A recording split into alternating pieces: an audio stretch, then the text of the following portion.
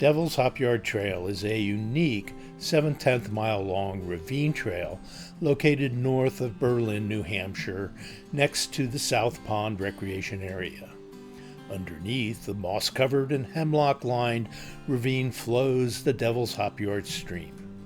Sometimes the stream can be seen, and often it is heard. It makes for natural air conditioning. It is a cool place. This video illustrates an intersection between information management and carrying capacity. Not telling people about the resource may be just as important a management tool as informing the public. In terms of carrying capacity, the Kachess Effect explains how remote and pristine Devil's Hopyard can easily be transformed into the Flume located in Franconia Notch. The Recreation Opportunity Spectrum, ROS, is introduced to limit this transformation. It is an example of designing the experience. Named after the story told by Clark and Stankey in the preface of their classic monograph on the Recreation Opportunity Spectrum, ROS becomes important in limiting unfettered growth. Much like Devil's Hopyard, Clark and Stankey noted that in the 1890s, the Kachess area offered a true wilderness opportunity for those wishing to use it. In the early 1900s, BLM built a dam creating Lake Kachess. Clark and Stankey note that the primitive conditions that once characterized Lake Kachess were no longer present, but the people who came looking for semi-primitive type of recreation were apparently happy with what they found.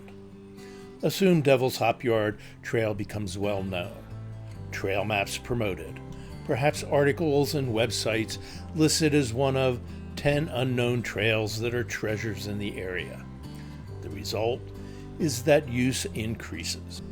Increased use results in degradation of the resource. Clark and Stankey note that by the 1940s, use at Lake Kachess had increased markedly, and several camping areas had been established by users. Fire pits abounded in favorite spots, trails led to prime fishing locations, and vegetation had been trampled in frequently used areas. Increased use of Devil's Hopyard Trail would lead to degradation also. The moss-lined rocks are stripped of their moss.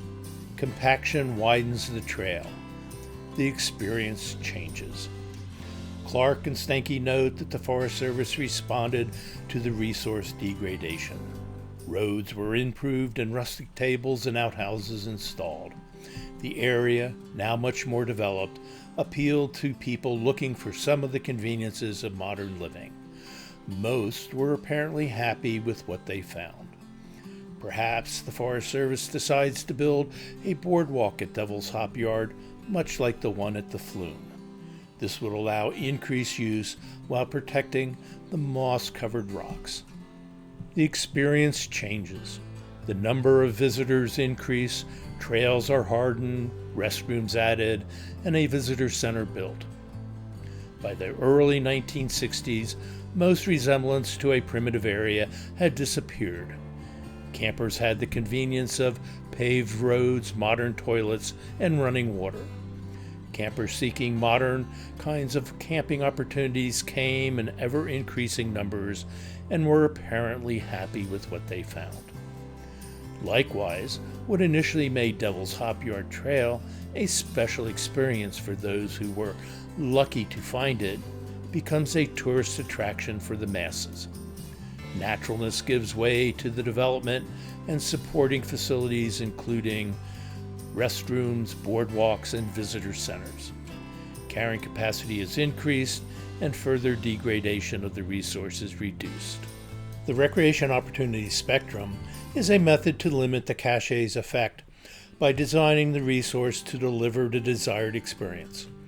The physical, social, and visitor management factors are assessed, and then the same ROS criteria are used to manage the resource. Using a simplified version of the ROS, the Devil's Hopyard is assessed as a semi-primitive, non-motorized area. However, its size and remoteness conform more to a roaded natural setting.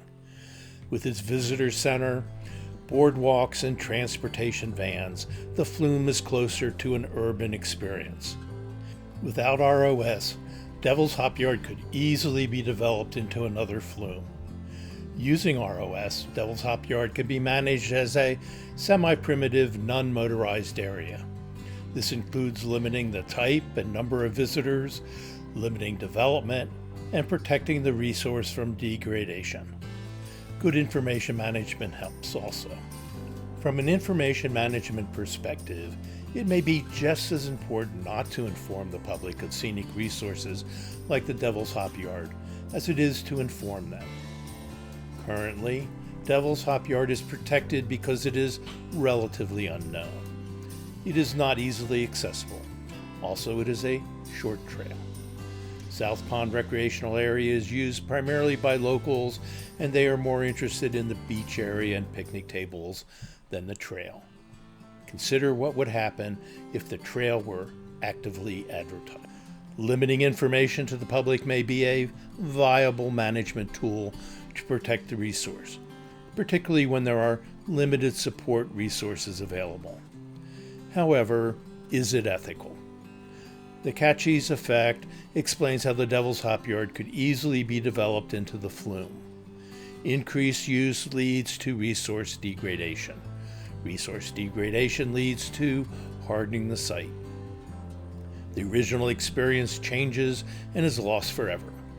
Those seeking a primitive experience are displaced by the masses and need to go elsewhere for their experience.